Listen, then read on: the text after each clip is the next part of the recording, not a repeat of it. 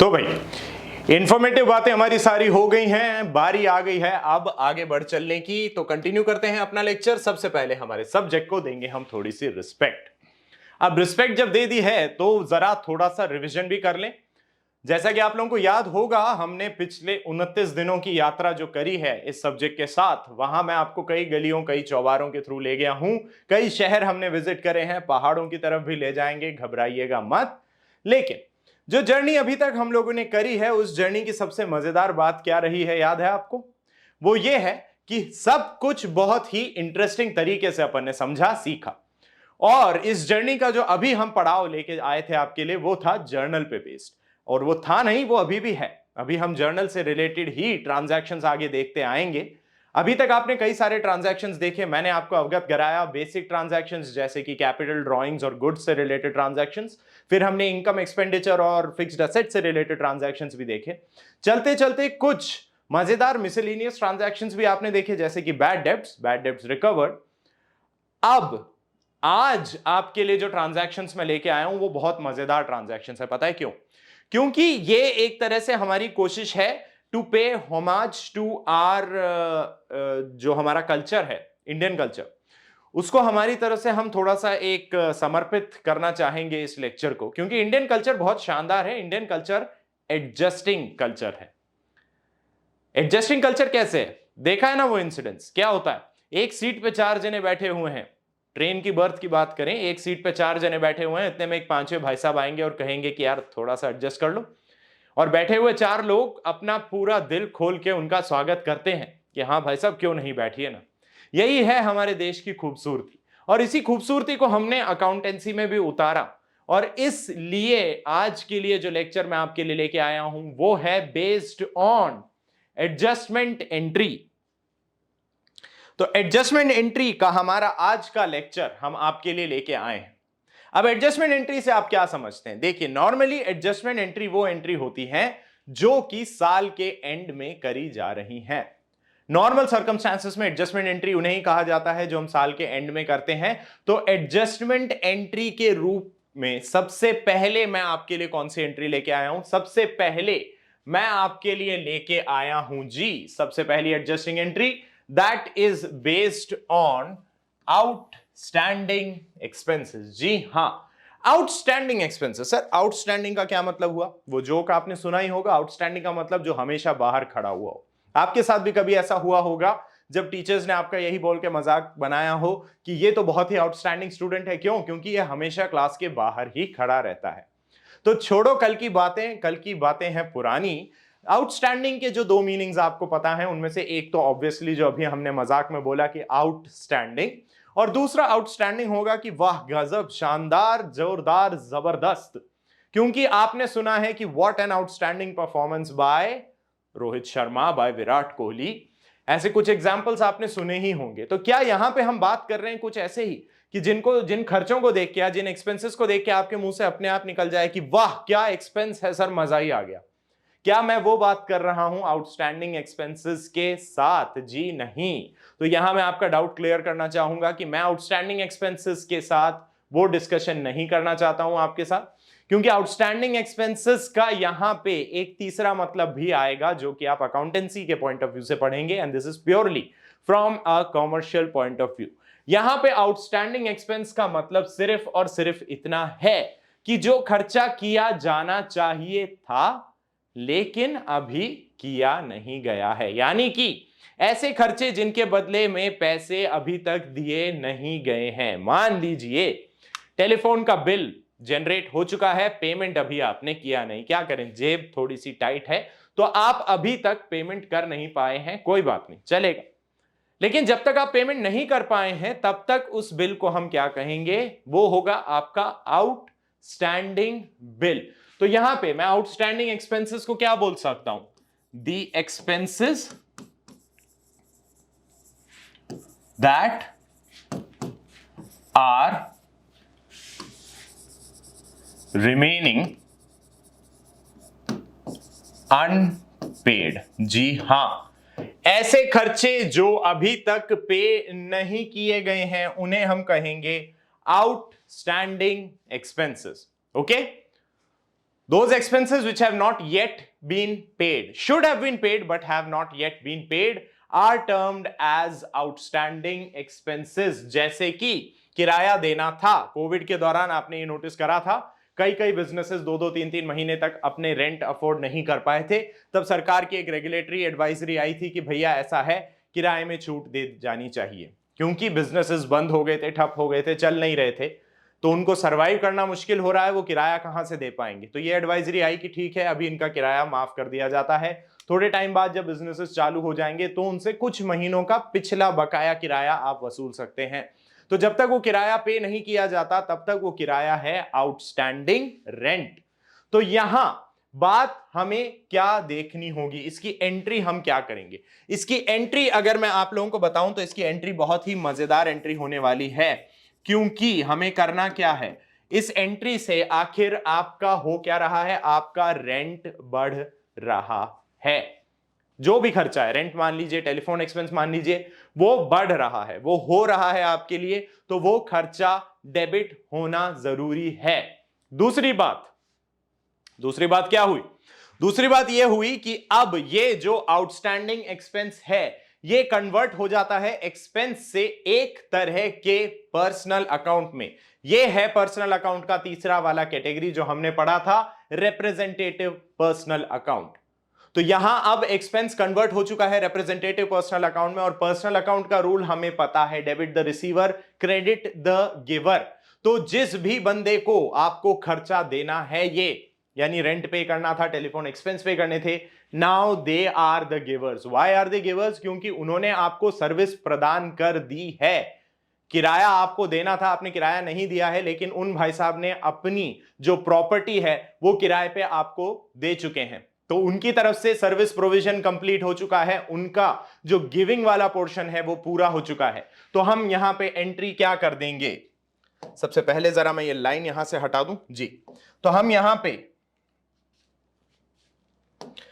पे एंट्री क्या करेंगे, हम यहां पे एंट्री कर देते हैं, हमारी एंट्री हो जाएगी, फॉर एग्जांपल अगर हम रेंट की बात करते हैं तो हम कहेंगे कि सर रेंट तो हमारा होना ही है, रेंट अकाउंट डेबिट टू, यहां हम क्या कर दें, अब ये हमारे गिवर हो गए हैं, टू आउटस्टैंडिंग रेंट अकाउंट।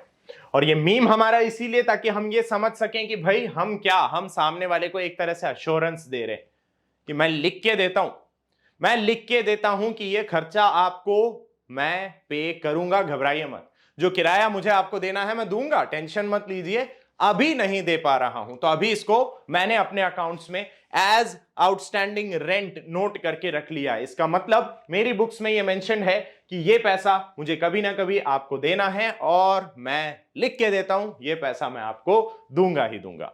चलिए, तो ये बात थी हमारे फर्स्ट एडजस्टमेंट एंट्री की। आगे बढ़ चलते हैं, जरा देखते हैं हमारा सेकेंड एडजस्टमेंट हमसे क्या कहता है। सेकेंड एडजस्टमेंट हो गया इसका ठीक उलट, यानी कि सेकेंड एडजस्टमेंट आपका आता है related to prepaid expense. Sir ये प्रीपेड एक्सपेंस क्या भला है, जरा समझाएंगे? बिल्कुल समझाएंगे। प्रीपेड एक्सपेंस का मतलब क्या होता है? प्रीपेड, मोबाइल पे ध्यान देना, मतलब पढ़ते टाइम मोबाइल पे ध्यान मत देना, मोबाइल के रिचार्ज के बारे में बात कर रहा हूं दोस्तों। प्रीपेड मोबाइल रिचार्ज क्या होते हैं, क्या मतलब होता है उसका? आपको सर्विस मिलेगी अगर पैसा पहले दे दोगे तो। मोबाइल में आपने देखा है कनेक्शन दो तरह के होते हैं, पोस्टपेड एंड प्रीपेड। पोस्टपेड का मतलब भाई अभी इस्तेमाल कर लीजिए, बिल आ जाएगा, जनरेट हो जाएगा, आपने कितना यूज किया उस हिसाब से वो बिल पे कर दीजिएगा। प्रीपेड रिचार्ज क्या होते हैं? प्रीपेड रिचार्ज का मतलब है कि पहले आप पेमेंट करें, उसके बाद सर्विसेज एंजॉय करें। ठीक है, कोई दिक्कत नहीं है। तो प्रीपेड एक्सपेंसेस का क्या मतलब हुआ? प्रीपेड एक्सपेंसेस का मतलब यह हुआ वो खर्चे जो हमने पे तो कर दिए हैं, बट उन्हें पे करने की जो रिस्पॉन्सिबिलिटी है वो अभी तक जनरेट नहीं हुई थी, यानी कि the expenses that have been paid in advance. जी हां, आपने एडवांस में ही पेमेंट कर दिया, अभी पेमेंट करने की जरूरत भी नहीं थी, लेकिन आपने सोचा क्यों नहीं, आपने प्रीएम्प्टिव स्ट्राइक कर दी, सामने वाले ने मांगा उससे पहले ही जाके पैसा पकड़ा दिया कि ये लो भाई साहब रखो अपने पैसे, सर्विस बाद में देते रहिएगा। ये आप कर सकते हैं बिजली के बिल के साथ, ये आप कर सकते हैं अपने किराए के साथ, ये आप कर सकते हैं अपनी एम्प्लॉइज की सैलरी के साथ भी। सैलरी के अगेंस्ट उन्हें एडवांस दे दिया जाता है, सैलरी एडवांस में ही दी भी जा सकती है।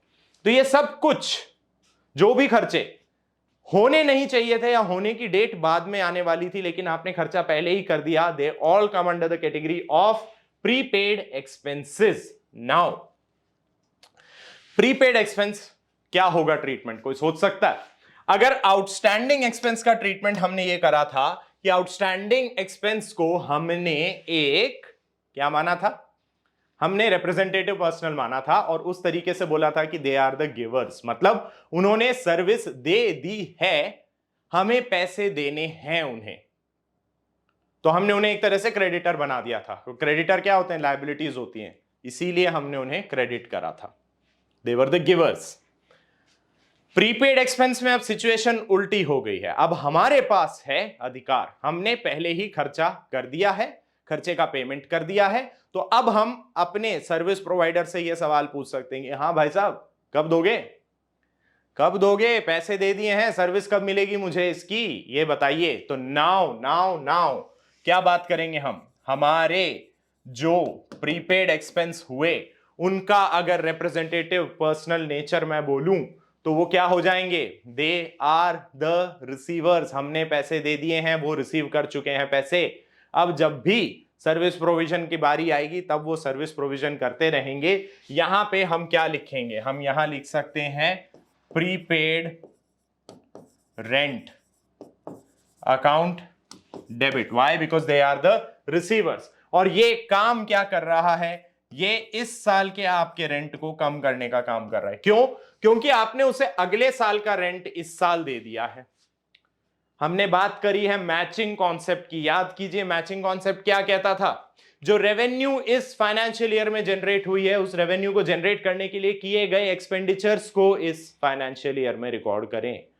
लेकिन प्रीपेड रेंट इस फाइनेंशियल ईयर से रिलेटेड नहीं है, हमने अगले साल का किराया भी अभी दे दिया है, तो जो पोर्शन अगले साल से रिलेट करता है वो मैचिंग कॉन्सेप्ट का पार्ट नहीं होने के कारण उसे हमने यहां पे कम करके दिखा दिया। ठीक है, तो हमने एंट्री क्या करी? ये तो हमारा रिसीवर वाला कॉन्सेप्ट, और ये हम क्योंकि उस रेंट को कम करके दिखाना चाहते हैं तो हमने एंट्री कर दी prepaid rent account debit to rent account. Okay, चलिए अब दो एडजस्टमेंट हमने देखे, हम देखते हैं आगे बढ़ते हुए अपने थर्ड एडजस्टमेंट को। तो थर्ड एडजस्टमेंट क्या है हमारे सामने, जरा देखें। थर्ड एडजस्टमेंट है हमारे सामने, वाह क्या बात है? थर्ड एडजस्टमेंट है आपके सामने, बिल्कुल। कौन है ये हैं Thanos with his finger snap. Finger snap करी और हुआ क्या? फिंगर स्नैप हुई और आधी पॉपुलेशन डिस्ट्रॉय हो गई थी। ये बहुत ही इनोवेटिव तरीका था हमारा आपको समझाने का। क्या पॉइंट? डेप्रिसिएशन। जी, अभी पहले ही बता दूं, यहां पे मैं सिर्फ एक बेसिक इंट्रोडक्शन दे रहा हूं डेप्रिसिएशन का। डेप्रिसिएशन क्या होता है? तो डेप्रिसिएशन जैसा कि हम देख सकते हैं, यहां लिखा है हमारे स्क्रीन पे depreciation. Depreciation is the reduction in the value of fixed assets due to either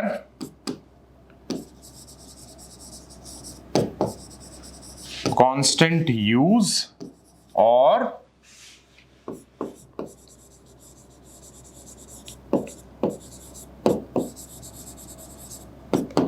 passage of time। अभी एक प्राइमरी बेसिस पे अगर हम डेप्रिसिएशन की डेफिनेशन की बात करें तो मैं आपको सिर्फ यही समझाना चाह रहा हूं कि डेप्रिसिएशन का मतलब होता है जो फिक्स्ड एसेट्स आपकी बिजनेस में हैं उनके कांस्टेंट यूज की वजह से या समय गुजर जाने की वजह से जो उनकी वैल्यू में कमी आती है। और वैल्यू में कमी आती है ये आप सब जानते हैं क्योंकि आपने टर्म सुने हैं कि भाई ये गाड़ी सेकेंड हैंड है। सेकेंड हैंड का मतलब क्या हुआ?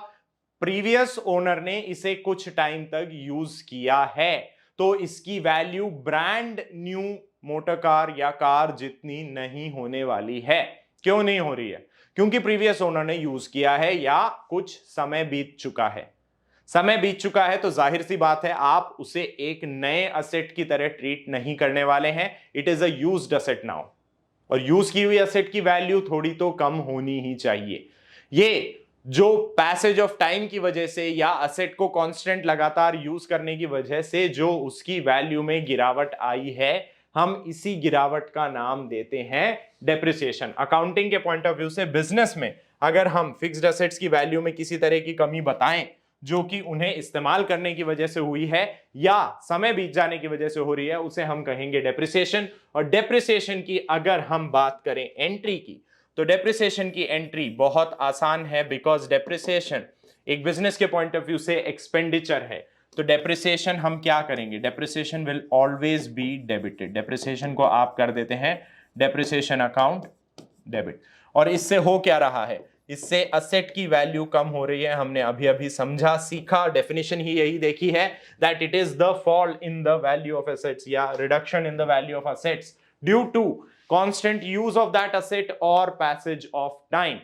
लगातार इस्तेमाल करने की वजह से या समय बीत जाने की वजह से जो आपकी फिक्स्ड एसेट्स की वैल्यू में कमी आ रही है, उसे हम डेप्रिसिएशन कहेंगे। डेप्रिसिएशन आपके पॉइंट ऑफ व्यू से, बिजनेस के पॉइंट ऑफ व्यू से एक एक्सपेंडिचर है, तो हमने कर दिया उसे डेबिट, क्योंकि नॉमिनल नेचर है। नॉमिनल नेचर में हम क्या बोलते थे? Debit all expenses and losses and credit all incomes and gains. तो हमने डेबिट कर दिया डेप्रिसिएशन को, और इसका नतीजा हो क्या रहा है? आपकी फिक्स्ड एसेट की वैल्यू कम हो रही है। हमने वो वैल्यू भी कम करके आपके सामने यहां पे दिखा दी। ठीक है, यहां तक सब सेट है? चलेगा? आगे बढ़ चले। चलिए, तो अब आगे बढ़ चलें। जब मैंने आपसे बोला तो आगे बढ़ चलते हैं हम अपने अगले एडजस्टमेंट की ओर। और हमारा अगला एडजस्टमेंट होने वाला है बहुत ही इंटरेस्टिंग। क्या आप जानते हैं क्यों? क्योंकि अब मैं आपको समझाने वाला हूं something known as carriage. Carriage का क्या मतलब होता है? कैरियज का मतलब होता है ढोने के लिए जो आपको पेमेंट करना हो, माल ढोने के लिए जो आप पेमेंट करते हैं, that is known as carriage. लेकिन सिर्फ माल ढोने के लिए नहीं, कैरियज आप फिक्स्ड एसेट्स को अपने प्लेस ऑफ बिजनेस तक लाने के लिए भी पे करते हैं। फॉर एग्जाम्पल, हमने पढ़ा है एग्जाम्पल एसी का, याद आ रहा है? अपने घर पे एसी लगवाया, 25,000 का एसी था, 2,000 उसको यहां तक लाने का खर्चा दिया और 3,000 इंस्टॉलेशन का खर्चा दिया। तो 2,000 जो इसमें खर्चा है, ये है आपका कैरियज। 3,000 तो जाहिर सी बात है इंस्टॉलेशन हो गया, 2,000 आपका कैरियज का खर्चा है। ये कैरियज का खर्चा यानी कि सामान आपके पास तक लाने का, इसको डिलीवरी चार्ज भी बोल सकते हो आप। आज की लैंग्वेज में अगर हम बात करें कि अमेजोन वालों को, फ्लिपकार्ट वालों को, स्विगी, जोमैटो, सबको आप डिलीवरी चार्ज पे करते हैं। प्राइम नहीं लिया हो तो, प्राइम ले रखा है तो बात अलग है, बिना प्राइम के आप डिलीवरी चार्ज जो पे करते हैं वो एक तरह से कैरियज ही है, बिकॉज वो गुड्स आपके पास लाने के लिए जो आपसे चार्ज लिया जा रहा है, that will be known as carriage. Now carriage की कैटेगरी हमने देखी दो, कि गुड्स पे अलग है और फिक्स्ड एसेट्स पे अलग है। सर आपने अलग अलग क्यों लिखा? कैरियज ही बोल दिया होता बात खत्म हो जाती। कैरियज बोल के बात खत्म नहीं होती, क्योंकि गुड्स के कैरियज भी दो तरह के होंगे। एक कैरियज क्या होगा? जो सामान अंदर आप लाए हैं, अपने पास प्लेस ऑफ बिजनेस तक लाए हैं, वो कैरियज। और एक कैरियज जो आपने पे करा अपना सामान कस्टमर तक पहुंचाने के लिए। इन दोनों का नेचर अलग अलग है। नेचर अलग अलग बोले तो, जो गुड्स आप अपने प्लेस ऑफ बिजनेस तक लाने के लिए कैरियज पे कर रहे हैं, गुड्स को अपने पास लाने के लिए जो कैरियज पे करते हैं, ये आपके प्रोडक्शन कॉस्ट का पार्ट होता है, इसीलिए इसे डायरेक्ट कॉस्ट माना जाता है और ये आपके ट्रेडिंग अकाउंट में आती है। तो सबसे पहला हम यहां पे कैरियज ऑन गुड्स अगर मैं लिखूं तो मैं यहां लिखता हूं कैरियज ऑन गुड्स। ठीक है, तो कैरियज ऑन गुड्स का हम बाइफर्केशन करेंगे। एक आपका इनवर्ड हो गया, एक आपका आउटवर्ड हो गया। नाउ इनवर्ड मतलब you are bringing the goods to your place of business, तो वो आपका कॉस्ट ऑफ प्रोडक्शन का पार्ट है। ये आपके ट्रेडिंग अकाउंट में आएगा,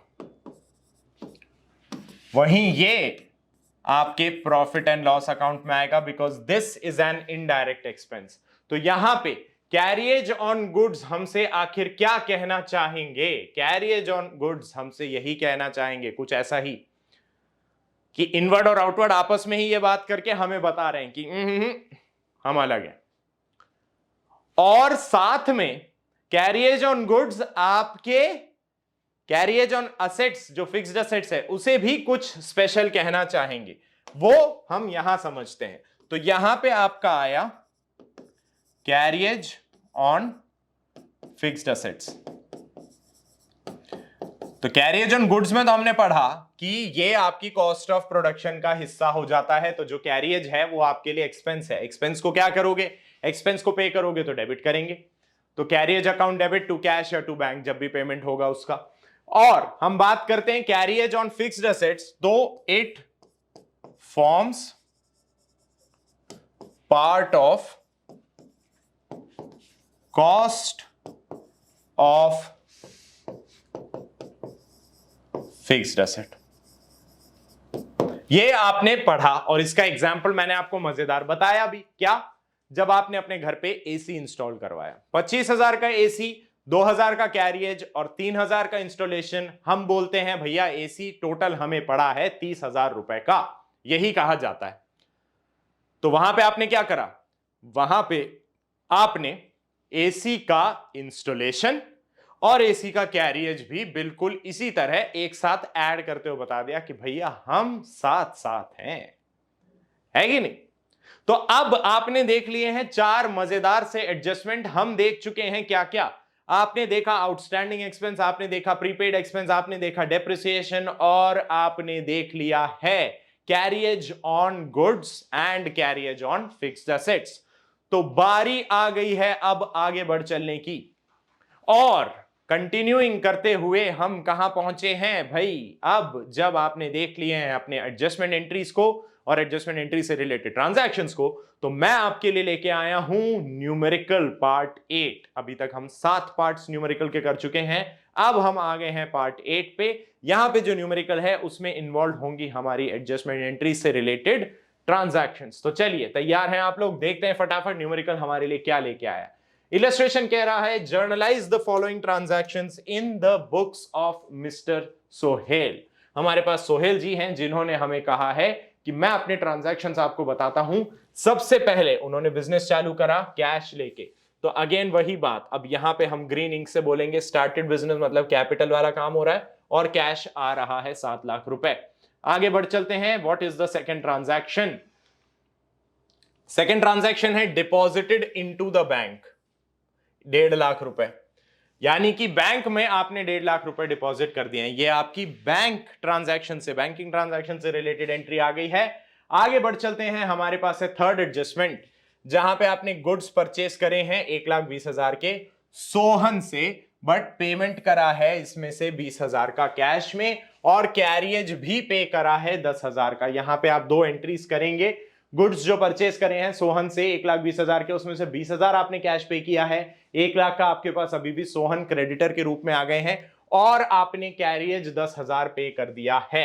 आपने फर्नीचर परचेस करा है खाटी लिमिटेड से 25,000 का, पेमेंट नहीं करा है तो हम खाटी को ही रखेंगे यहां। Carriage paid again 1,000। ओके, अब फर्नीचर याद रखना है भैया, फर्नीचर का पेमेंट अलग से हुआ है।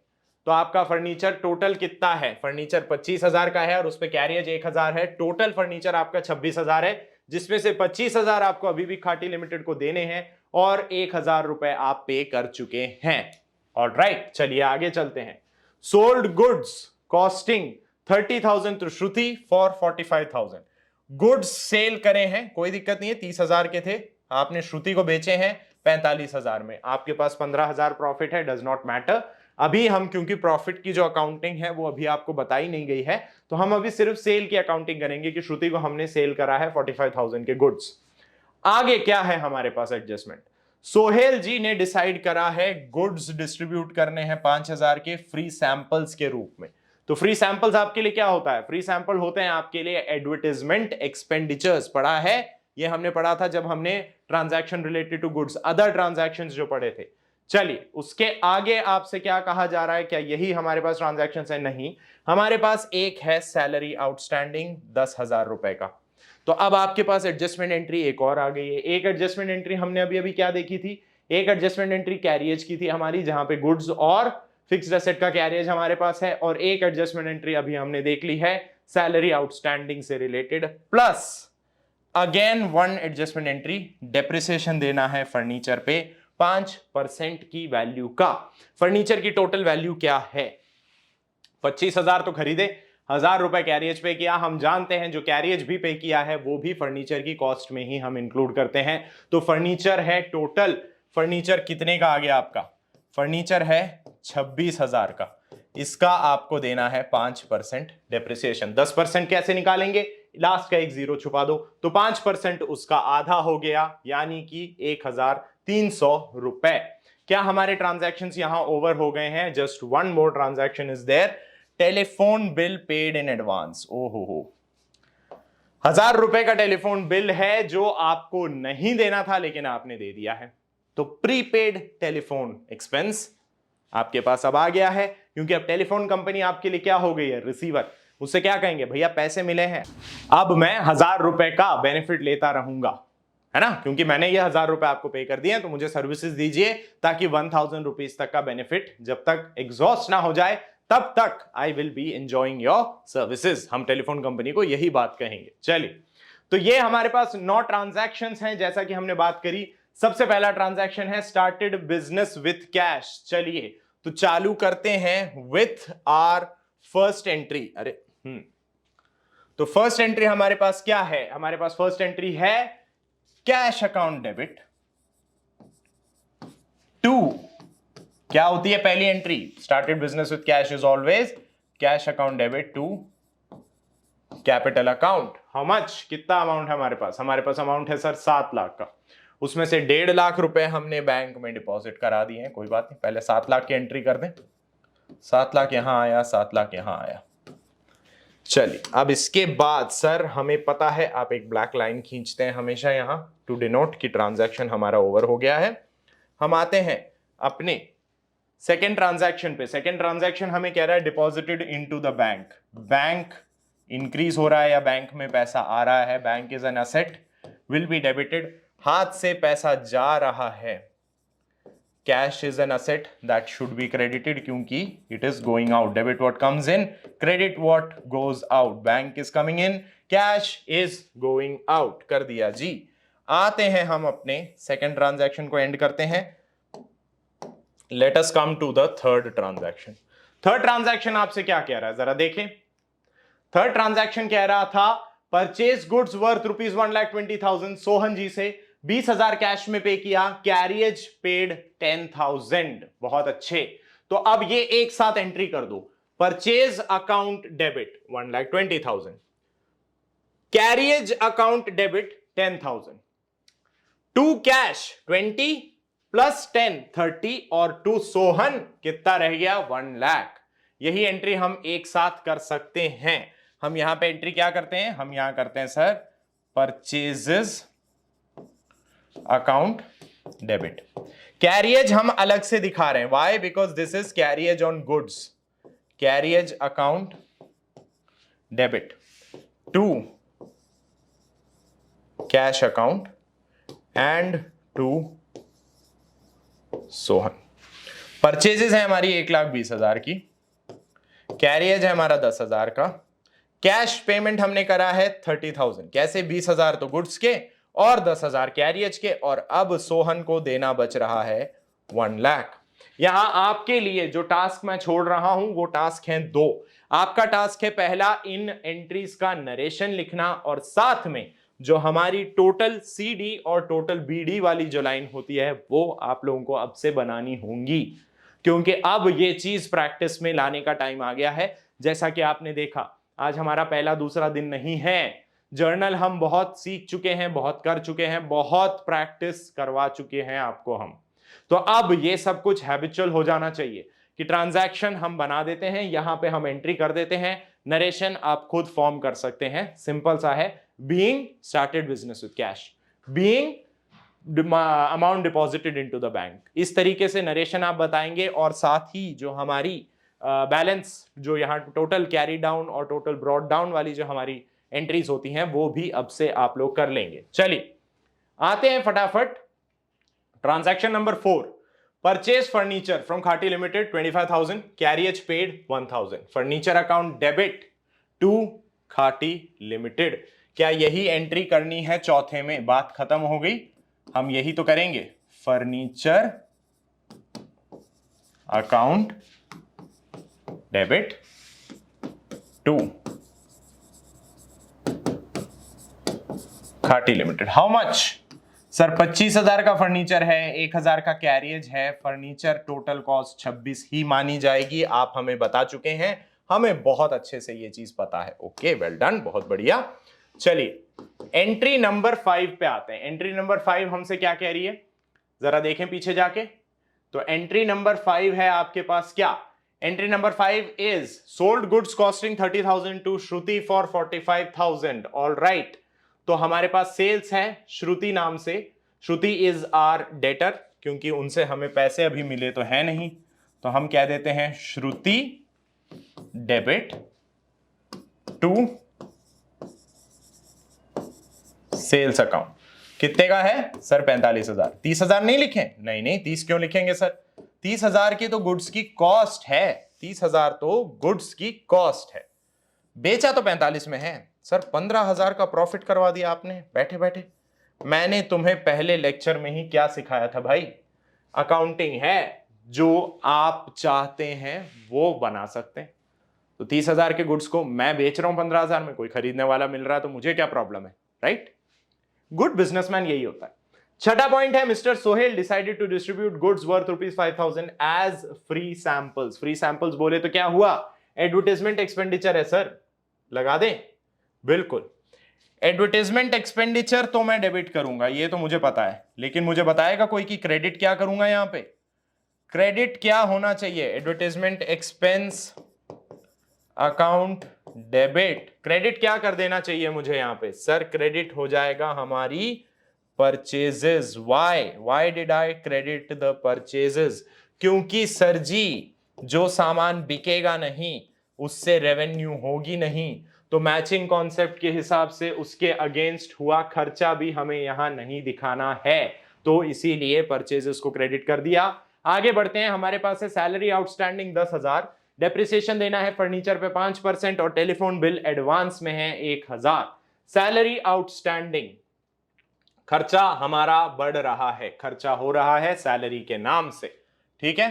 ट्रांजैक्शन नंबर 7, तो सैलरी हमारी इंक्रीज हो रही है।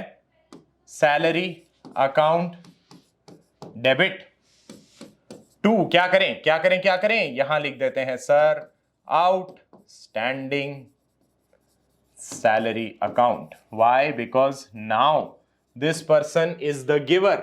एम्प्लॉई हैं हमारे जिन्होंने हमारे लिए काम किया है और उन्हें अभी हमने पेमेंट नहीं करा है, तो ही इज द गिवर। उन्होंने सर्विस प्रोवाइड कर दी है हमें, अब हमें उन्हें पेमेंट करना होगा, तो वो एक तरह से हमारे क्रेडिटर बन गए हैं। द 8th एंट्री इज आपको डेप्रिसिएशन चार्ज करना है 5% की रेट पे अपने फर्नीचर पे। डेप्रिसिएशन जैसा कि हमने देखा इज एंड एक्सपेंडिचर, आपके लिए एक एक्सपेंडिचर होता है डेप्रिसिएशन।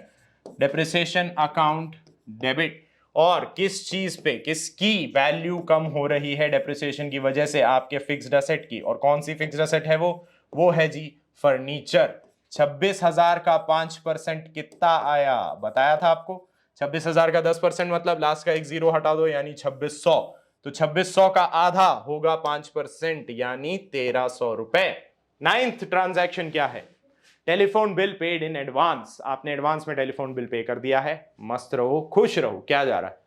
अब एंजॉय करते रहो जब तक वो 1,000 रुपए एग्जॉस्ट नहीं होते हैं। तो यहां पे हुआ क्या है आपके लिए? Now what has happened?